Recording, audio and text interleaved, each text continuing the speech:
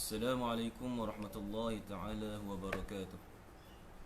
Innal hamdalillah nahmaduhu wa nasta'inuhu wa nastaghfiruh wa na'udzu billahi min shururi anfusina wa min sayyiati a'malina may yahdihillahu fala mudilla lahu wa may yudlil fala hadiya lahu. Asyhadu an la ilaha illallah wa asyhadu anna Muhammadar Rasulullah. Allahumma salli wa sallim ala sayyidina Muhammad sayyidil mursalin wa imamil muttaqin wa khatamin nabiyyin wa ala alihi wa sahbihi ajma'in. Rabbi shrah li sadri wa yassir li amri wahlul 'uqdatam min lisani yafqahu qawli. Rabbi yassir wa la tu'assir wa tammim bil khair. Amma ba'd.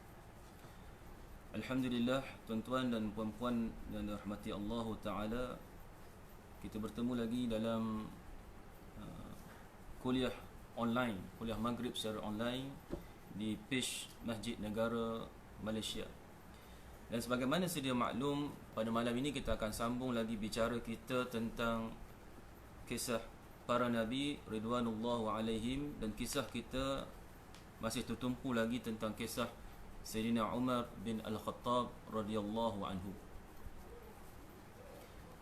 Dalam siri yang lepas kita dah lihat bagaimana hadis-hadis Nabi SAW yang menceritakan tentang fadailus sahabah, terutamanya yang berkaitan tentang kedudukan Sayyidina Umar bin Al-Khattab radhiyallahu anhu. Dan hadis yang akhir sekali pada siri yang lepas kita lihat bagaimana Nabi SAW sebut pada suatu hari Nabi SAW dia masuk ke dalam syurga. Dia masuk ke dalam syurga dan aku dapati di situ ada sebuah istana yang dia buat daripada emas. Maka Nabi SAW tanya, "Liman haza?" Siapa istana ini? Maka berkatalah malaikat, "Lisyabin min Quraisy." Pemuda daripada Quraisy. "Fazanantu anni ana huwa."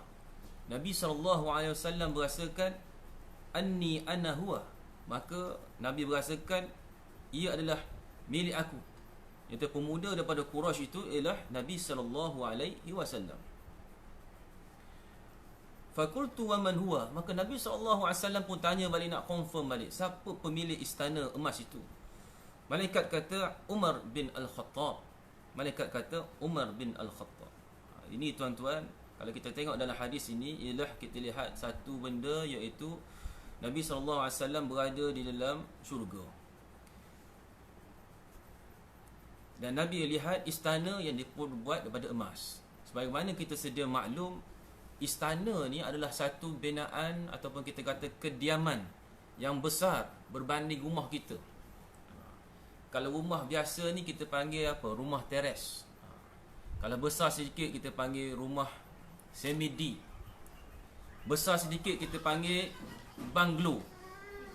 Kalau besar lagi kita panggil apa? Kita panggil istana. Jadi apabila kita katakan dengan istana, ialah dia milik raja-raja, dia milik pembesar-pembesar negara. Dia tak dipanggil rumah teres ni ataupun semi-D ni sebagai istana. Jadi kita boleh nampakkan betapa besarnya istana. Sebagaimana kita lihat istana-istana raja-raja yang ada di negara kita dan di mana-mana sahaja besar. Kemudian diperbuat daripada emas. Istana yang besar tu diperbuat pada emas. Cuba bayangkan bagaimana berkilauan cantiknya binaan tersebut. Jadi Nabi SAW tanya, siapakah milik istana ini? Maka malaikat kata, ia adalah milik pemuda daripada Quraisy. Jadi Nabi SAW kata, "Fazanantu anni ana huwa." Aku merasakan pemuda tu akulah. Jadi Nabi SAW pun tanya balik, "Man huwa?" Siapa pemuda tu? Malaikat kata, dia adalah milik Umar bin Al-Khattab. Ini tuan-tuan, hadis Nabi SAW yang diriwayatkan oleh Imam At-Tirmizi, dan menunjukkan betapa Sayyidina Umar Al-Khattab ni dia dah ada dah, orang kita kata aset. Zaman sekarang kan orang duk beli aset. Sayyidina Umar Al-Khattab ni aset dia dah ada di syurga. Dan aset dia tu bukan hanya benda yang kecil, bahkan besar, iaitu istana yang diperbuat daripada emas. Kalau kita tengok lagi hadis Nabi SAW yang lain, "Bainama ana naimun ra'aituni fil jannah fa iza imra'atun tatawadda'u ila janibi qasr فقلت لمن هذا القصر قالوا لعمر فذكرت غيرته فوليت مدبرا فبكر عمر وقال أعليك أغار يا رسول الله. Nabi SAW sebut hadis yang diriwayatkan oleh Imam Al-Bukhari, hadis yang sahih. Jadi dalam hadis ni dia menjelaskan yang hadis yang tadi. Mungkin kita akan tertanya-tanya bagaimana Nabi SAW ini tiba-tiba berada dalam syurga. Jadi dalam hadis ni Nabi SAW sebut bainama ana naimun ra'aituni fil jannah. Ketika aku sedang tidur dinampakkan pada aku syurga. Jadi ini nak menunjukkan bahawa Nabi SAW sedang tidur dan Nabi SAW bermimpi. Fa iza ra'am imra'atun tatawaddau ila janibin qasrin. Jadi Nabi SAW tidur dan dalam mimpi itu Nabi SAW di dalam syurga. Dan Nabi melihat seorang wanita sedang berwuduk di tepi sebuah istana. Maka Nabi SAW pun tanya, liman hazal qasr? Milik siapakah istana ni? Istana yang besar ni milik siapa? Jadi malaikat pun jawab, qalu li Umar. Mereka kata ini adalah Umar. Nabi SAW tahulah bahawa istana yang besar tu adalah milik Sayyidina Umar bin Al-Khattab radhiyallahu anhu. Kemudian Nabi SAW dikata fazakartu ghiratuhu ataupun fazakartu ghiratahu. Aku teringatkan bahawa sifat Sayyidina Umar Al-Khattab ni cemburu. Cemburu. Maka fawallaitu mudbira, maka cepat-cepatlah aku berpaling pada tempat tersebut. Jadi di sini Nabi SAW, kalau kita dengar pada hadis tadi, kan Nabi SAW dia berada dalam syurga dan dia melihat ada wanita sedang mengambil wuduk. Jadi apabila istana tu milik Sayyidina Umar Al-Khattab, pastilah wanita tu ada kaitan dengan Sayyidina Umar Al-Khattab. Jadi Nabi SAW dia teringat bahawa Sayyidina Umar Al-Khattab ni ada sifat cemburu. Jadi cepat-cepatlah Nabi SAW dia berpaling pada tempat tersebut. Fabaka Umar, maka Sayyidina Umar pun menangis selepas mendengar apa yang Nabi SAW sebut. Sayyidina Abu Bakar kata, apakah aku patut cemburu kepada kamu wahai Rasulullah SAW?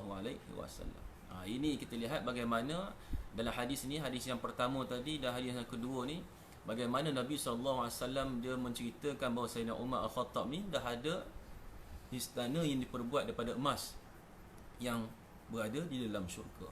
Ini kedudukan Sayyidina Umar Al-Khattab radhiyallahu anhu. Baik. Apabila kita sebut tentang kisah Sayyidina Umar Al-Khattab tadi, bagaimana Nabi dia ni berasa cemburu. Cemburu ni adalah satu benda yang perlu ada dalam setiap seorang, kita namakan seorang lelaki lah ataupun suami. Dia cemburu ni maksudnya kalau kita ikut maksudnya, dia akan rasa cemburu apabila orang melihat isterinya. Jadi apabila keadaan begitu, masa dia sepatutnya menjaga, memastikan aurat isteri itu terkawal rapi apabila mahu keluar rumah. Bukannya apabila keluar rumah itu, ketika itulah memakai pakaian yang paling cantik, mencari haruman yang paling wangi dan bergaya yang paling, orang kata fashion yang tercantik sekali semasa itu. Sebab apa? Nak menunjukkan kepada orang ramai. Ini satu perkara yang kita lihat pada waktu sekarang ni. Kadang-kadang suami itu menggalakkan pula kepada isterinya untuk berpakaian begitu, memakai haruman begitu. Jadi wanita ni apabila dia lalu dengan keadaan cantiknya, dengan bau yang harum ni, kadang-kadang dia boleh menarik perhatian lelaki-lelaki lain. Jadi ini soalan yang timbul, di manakah sifat cemburu seorang suami? Sebab isteri ni adalah kecantikannya dan rupa parasnya hanyalah untuk suami. Itu maksud dia. Baik. Apabila sebut tentang Sayyidina Umar Al-Khattab ni, saya teringat bagaimana kisah yang biasa kita dengar sejak kecil lagi. Iaitu ada satu kisah yang mengatakan bahawa isteri Sayyidina Umar Al-Khattab ni dia pernah menggunakan nada yang tinggi, ataupun kita kata menengking lah dalam bahasa Melayu, terhadap Sayyidina Umar Al-Khattab. Ini biasa kita dengar kisah ni. Jadi kisah ni saya cari-cari, dia menceritakan bahawa pada suatu hari seorang lelaki dia bertemu dengan Sayyidina Umar Al-Khattab. Dia nak mengadu pada Sayyidina Umar Al-Khattab tentang kelakuan isterinya. Mana isterinya ni ada perangai dia yang tak berapa cantik. Kita kata perangai yang buruk sikit lah. Jadi apabila dia nak mengadu pada Sayyidina Umar, dia pun pergilah jumpa Sayyidina Umar Al-Khattab. Masa ni Sayyidina Umar Al-Khattab ni sebagai khalifah, Amirul Mukminin. Maka dia pun berdirilah, dia pergi ke rumah Sayyidina Umar Al-Khattab dan dia berdirilah di hadapan pintu rumah Sayyidina Umar Al-Khattab. Semasa dia nak menunggu, nak mengetuk pintu tu, tiba-tiba dia terdengar ada suara wanita bernada tinggi di dalam rumah. Dia menggunakan nada yang tinggi, suara tinggi, tetapi tidak ada orang yang membalasnya. Maksudnya kalau kita kata lain, wanita tu dia sedang marah seseorang dalam rumah dan orang yang dalam rumah tu tak menjawab satu apa pun. Jadi lelaki tu dia kata, kalau beginilah keadaan Amirul Mukminin Umar Al-Khattab, maka begitu juga keadaan aku. Maksudnya lelaki tu nak mengadu tentang kelakuan buruk isterinya. Dan dia tidak dapat, kita kata, nak mengawal, membentuk atau mengawal perangai isterinya. Apabila dia pergi nak mengadu ke rumah Sayyidina Umar Al-Khattab, dia lihat rupanya isteri Sayyidina Umar Al-Khattab begitu juga.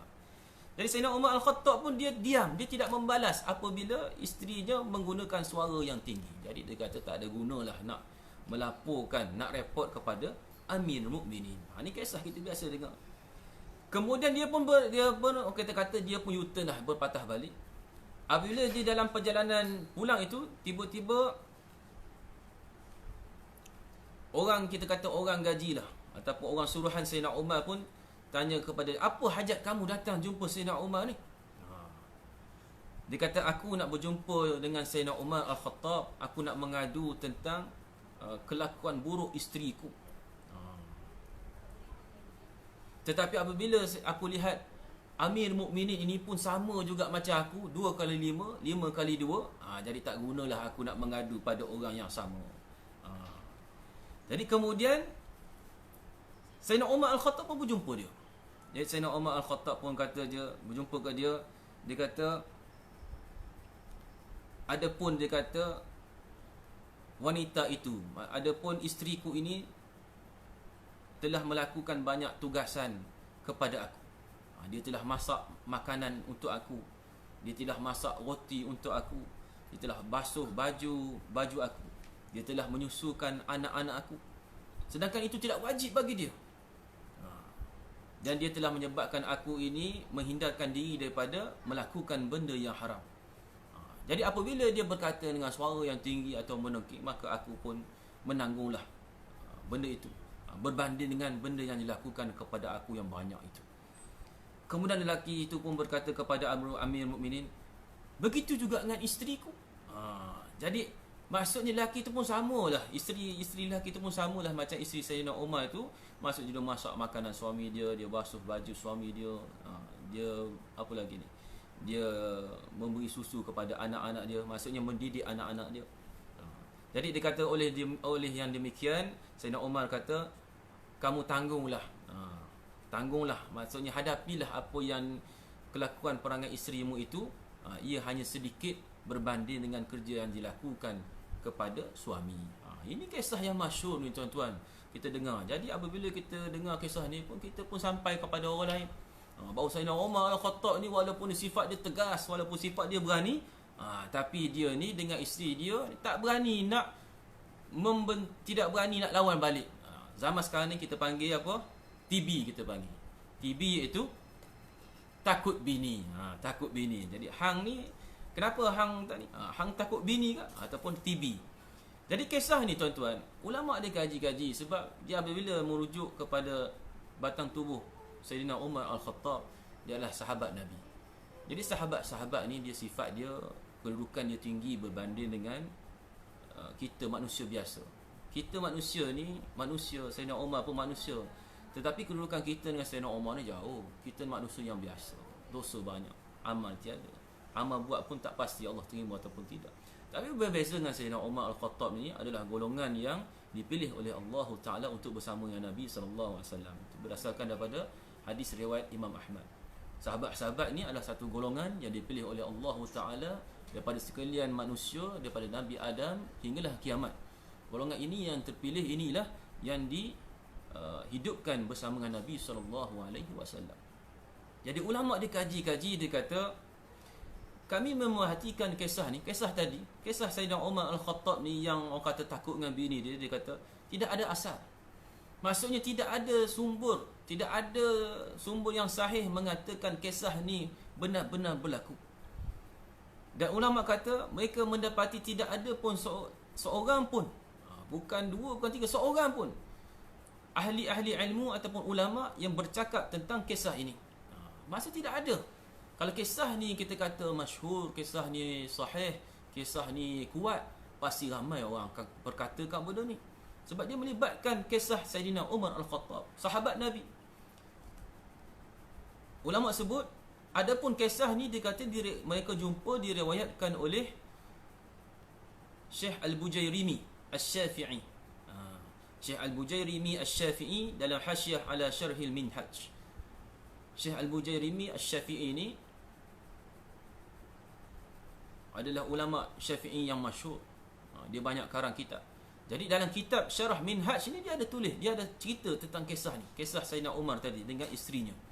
Begitu juga disebut kisah ni dalam kitab Tanbihul Ghafilin yang dikarang oleh Abu Lais As-Samarkandi, dan juga diriwayat oleh Ibnu Hajar Al-Haytami dalam kitab Az-Zawajir.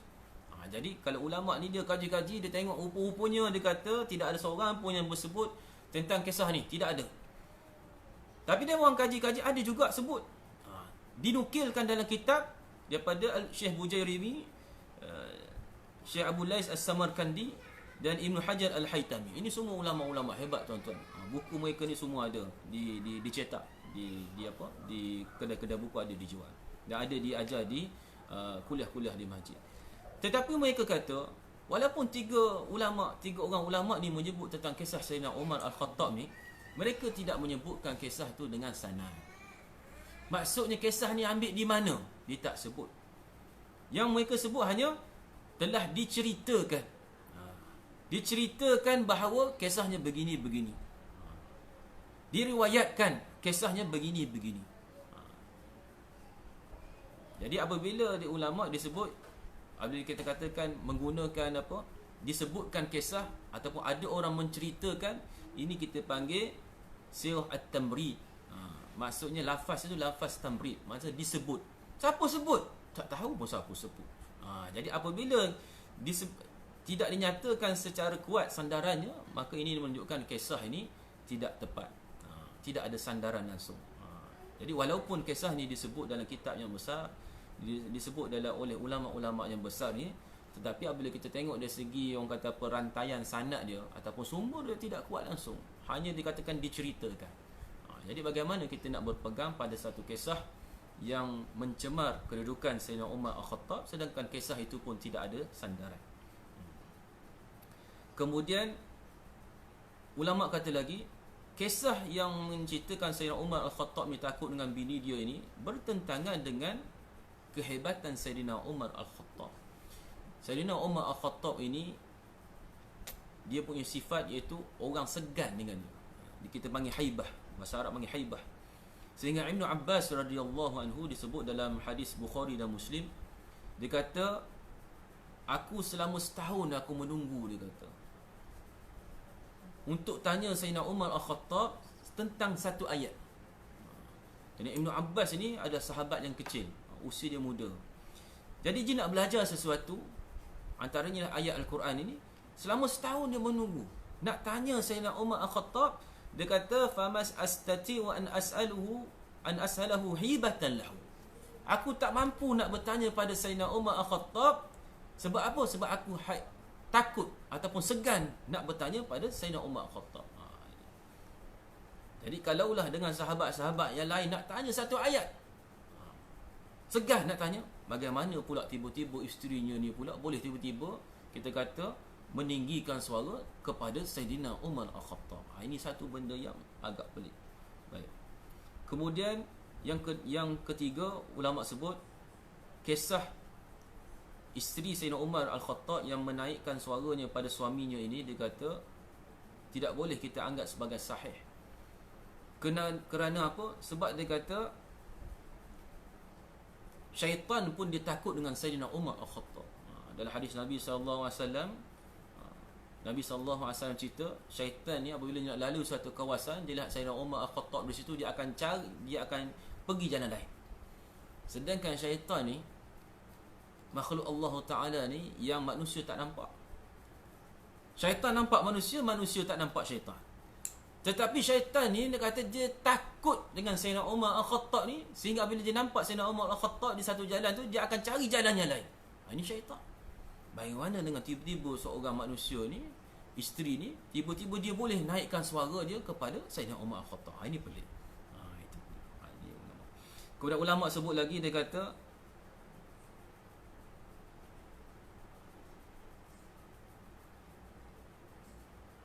apabila disebut Sayyidina Umar Al-Khattab kata isterinya telah masak makanan dia, telah basuh baju dia, telah mendidik anak dia, sedangkan ia tidak wajib ke atas dirinya.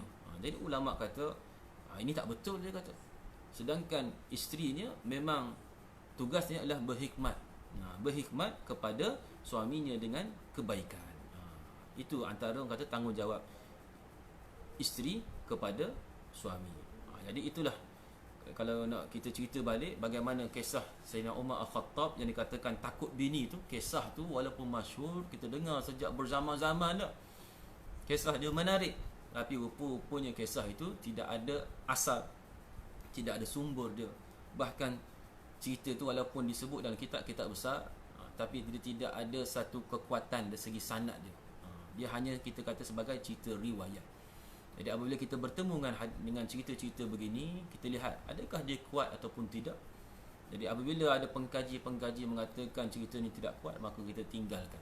Tak perlu kita nak menceritakan kepada orang lain. Cuma apa yang saya ceritakan pada tuan-tuan dan perempuan ni adalah sebagai, kita kata, sebagai makluman. Jadi apabila kalau orang lain cerita benda ni, atau kita bertemu dengan cerita benda ni, kita boleh tahu bahawa cerita ni sebenarnya tidak kuat, bahkan tidak sahih dari segi analisa keilmuan. Baik. Seterusnya kita tengok bagaimana darjat keimanan Sayyidina Umar Al-Khattab. Pada suatu hari, Abdullah bin Hisham dia berkata, kami bersama Nabi SAW, dan Nabi SAW sedang memegang tangan Umar. Lalu Umar berkata pada Nabi, wahai Rasulullah, sesungguhnya Tuhan lebih aku cintai berbanding segala sesuatu kecuali diriku. Maka Nabi SAW bersabda, la wallazi nafsi biyadih hatta akuna ahabba ilaika min nafsik. Faqala lahu Umar, fa innahu al'an wallahi la anta ahabbu ilayya min nafsi. Dalam kisah ini, Abdullah bin Hisham disebut bagaimana dia bersama dengan Nabi SAW dan Nabi SAW sedang memegang tangan Sayyidina Umar. Jadi bila kita baca hadis ni, mungkin kita akan rasa pelik. Macam mana tiba-tiba Nabi ni pegang tangan Sayyidina Umar? Nabi ni lelaki, Sayyidina Umar ni lelaki. Jadi ini merujuk kepada budaya ni, tuan-tuan dan puan-puan. Budaya Arab ni dia biasa apabila kalau contoh, kalau kita bertemu dengan mereka ni, kita bertemu dengan mereka, salam, lepas tu bertanya khabar. Kadang-kadang kita akan berjalan tu kadang-kadang kita akan seluk tangan dia. Seluk tangan, pegang. Ada kadang-kadang setengah orang tu, setengah Arab ni, apabila kita bercakap dengan dia, dia akan pegang tangan. Bila kita salam dengan dia, dia akan pegang tangan kita. Dia akan tanya, apa hajat kamu? Jadi kita akan cakap hajat kita, apa yang kita nak dengan dia. Kita tanya sesuatu. Selagi mana kita tak habis bercakap, tak selesai perbualan kita, dia tidak akan lepaskan tangan kita. Itu budaya Arab. Yang ini pernah berlaku pada saya sendiri. Pernah saya bertanya seorang syekh daripada Arab Saudi. Syekh Arab Saudi ni duduk di hotel di KLCC ketika tu ada urusan di Kuala Lumpur. Jadi saya mesej dia, saya nak bertemu dengan dia, ada tentang 2-3 persoalan yang saya nak tanya. Saya tunggu di lobi hotel. Kemudian dia pun turun. Bila dia turun, dia bertemu saya, salam. Dia kata, apa hajat kamu wahai Abdul Rahman? Kamu nak apa Abdul Rahman? Saya pun tanyalah 1, 2, 3, 4, 5. Arab ni, Puak Syekh Arab ni dia pakai jubah. Dia pakai selendang apa dia panggil, seban dia tak pakai. Pakai jubah. Di tepi luar hotel tersebut, dia dengan saya berdiri. Hampir kurang saya rasa lebih kurang 20 minit. Dia pegang tangan. Saya duduk fikir, kalau lah orang lain tengok ni apa ni, Arab ni pegang tangan orang Melayu ni. Pelik ni pegang tangan ni kan. Tapi itu budaya je. Budaya Arab. Tapi kalau orang Melayu kita pegang tangan, salam pegang tangan sampai 20 minit, kita kata apa cerita ni. Itu budaya Arab. Kalau tuan-tuan perasan juga bagaimana kalau kita pergi umrah. Bila umrah kan, bila waktu malam lepas solat maghrib utamanya, kalau kita boleh perhati, ada setengah orang baca Quran, ada orang zikir. Dah lama tu kadang-kadang nak tunggu isyak tu, kadang-kadang kita lihat ada setengah Arab ni dia baring. Ada yang dia baring dengan bersendirian. Ada kadang-kadang dia baring, kepala dia tu di atas apa? Di atas riba, di atas, kita kata di atas riba kawan dia yang sebelah. Maknanya lelaki ni letak kepala dia ni di atas peha kawan dia sebelah. Itu biasa. Selepas maghrib, selepas subuh, lepas subuh biasa banyak lagi. Jadi kalau benda ni kita tengok di budaya Arab, dia biasa. Biasa. Tetapi kalau di Malaysia ni, kalau kita buat begitu, nampak lain. Apa cerita ni, letak apa kepala atas peha orang lain. Sebab budaya tempat ni berbeza. Jadi Nabi SAW dia pegang tangan Sayyidina Umar. Lalu Sayyidina Umar Al-Khattab kata, wahai Rasulullah, sesungguhnya Tuan lebih aku cintai berbanding segala sesuatu kecuali diriku. Maksudnya, aku cinta kamu, aku kasih kamu wahai Rasulullah yang paling utama berbanding segala sesuatu kecuali diriku. Maksudnya dalam semua benda yang ada atas muka bumi ini, aku cinta kamu yang paling utama Rasulullah, melainkan diri aku. Maksudnya apa? Maksudnya aku cinta diri aku yang pertama, dan yang kedua iaitu Nabi, iaitu kamu wahai Rasulullah SAW. Itu Sayyidina Umar Al-Khattab. Nabi SAW pun tegur Sayyidina Umar. Dia kata, la, bukan begitu. Wallazi nafsi biyadih, diriku beras. Kita kata lafaz sumpah, ataupun bila nak sebut benda dia, benda yang tegas, ini lafaz dia. Hatta akuna ahabba ilaika min nafsi. Dia kata, la, bukan begitu wahai Umar, bukan begitu. Demi Allah, sehingga aku lebih kamu cintai berbanding diri kamu sendiri. Hatta akuna habba ilaika min nafsik. Kamu kena cinta aku ni sehingga lebih daripada diri kamu. Jadi ini maksudnya apa? Nak kasih Nabi SAW ni, kasih pada Nabi SAW tu dia kena nombor satu. Kasih pada Allah, kasih pada Nabi, kerana barulah kasih pada diri kamu. Tak boleh nak kasih pada Nabi ni jadi nombor dua. Kita kasih diri kita dulu, baru kasih Nabi nombor dua. Tak boleh. Hatta akuna ahabba ilaika min nafsi. Kamu kena cintai aku ni lebih daripada diri kamu. Faqala lahu Umar. Jadi Sayyidina Umar Al-Khattab pun baru tahu itu sebenarnya tingkatan mahabbah, kasih sayang dengan Nabi SAW. Sayyidina Umar kata, fa innahu al-an. Sekarang ya Rasulullah, sekarang. Dia kata, la, wallahi, demi Allah, la anta ahabbu ilayya min nafsi. Aku mencintai kamu. Ahabba ilayya min nafsi. Aku mencintai kamu lebih daripada diri aku. Jadi Sayyidina Umar Al-Khattab pun tukar balik, iaitu Nabi ni jadi cinta yang pertama, kasih yang pertama, dan cinta dia kepada diri dia tu jadi nombor dua. Faqala Nabi sallallahu alaihi wasallam, al-an ya Umar. Nabi sallallahu alaihi wasallam kata, sekarang wahai Umar. Ya, sekarang. Maksudnya Nabi SAW kata, itulah yang benarnya. Jadi maksudnya apabila nak kasih kepada Nabi SAW, dia kena kasih yang nombor satu. Tapi kalau ikut rankingnya, kasih pada Allah, kasih pada Nabi, kemudian barulah kita nak kasih diri kita dan sebagainya. Tak boleh kata kasih orang lain nombor satu, kemudian baru Nabi SAW jadi nombor dua. Ini nak menunjukkan bagaimana Nabi SAW ni dia ajar kepada sahabat-sahabat cara kasih pada Nabi SAW. Zaman sekarang pun kita biasa tengok orang disebut, saya kasih pada Nabi SAW. Ataupun kita buat, setengah orang dia buat majlis cinta Rasul, cinta Nabi. Setengah orang dia buat majlis selawat. Ada setengah orang dia buat apa, kisah-kisah Nabi, kuliah-kuliah kisah Nabi, baca buku-buku Nabi. Ini semuanya nak menggambarkan apa? Nak menggambarkan kecintaan kita pada Nabi SAW. Tapi kita kena ingat bagaimana Nabi Allah Ta'ala sebut, wa ma atakumur rasul fakhuzuh wa ma nahakum anhu fantahu. Nabi Allah Ta'ala sebut, apa yang telah didatangkan pada Nabi SAW kamu kena ambil, wa ma nahakum anhu fantahu, maka kamu apabila apa yang sahaja yang dilarang pada kamu oleh Nabi SAW, maka kamu kena cegah daripada melibatkan diri. Ini yang dikatakan kasih pada Nabi SAW. Maksud kasih pada Nabi SAW ni bukan hanya saya kasih Nabi, saya cinta Rasul, tetapi perintah Nabi, perintah Nabi yang Nabi suruh buat, kita tinggal. Ini bukan kasih pada Nabi SAW. Nabi SAW suruh tinggal, yang tu yang kita buat. Ini juga bukan kasih pada Nabi SAW. Kasih pada Nabi ialah kita melakukan segala perintah yang Nabi suruh dan meninggalkan segala apa yang Nabi larang. Jadi ini sebenarnya kita katakan maksud kasih pada Nabi SAW. Itulah saya rasa sebuah sedikit tuan-tuan tentang kuliah maghrib kita pada hari ini tentang kisah Sayyidina Umar Al-Khattab. InsyaAllah kita akan sambung lagi dalam siaran yang seterusnya secara online, insyaAllah. Bismillahirrahmanirrahim. Wa bihi nasta'in. Allahumma inna nas'aluka ilman nafi'a wa rizqan tayyiba wa amalan mutaqabbala. Allahumma aghnina bihalalika an haramik wa akfina bifadlika an man siwak. Allahumma inna na'udzubika min al-barasi wal junun wal juzama min sayyi al-asqam.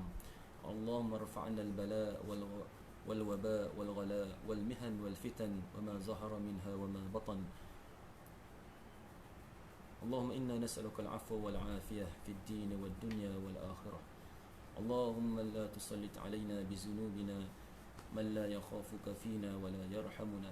اللهم لا تؤاخذنا بما فعل السفهاء منا يا ذا الجلال والإكرام. وصلى الله على سيدنا محمد وعلى آله وصحبه أجمعين والحمد لله رب العالمين. السلام عليكم ورحمة الله تعالى وبركاته.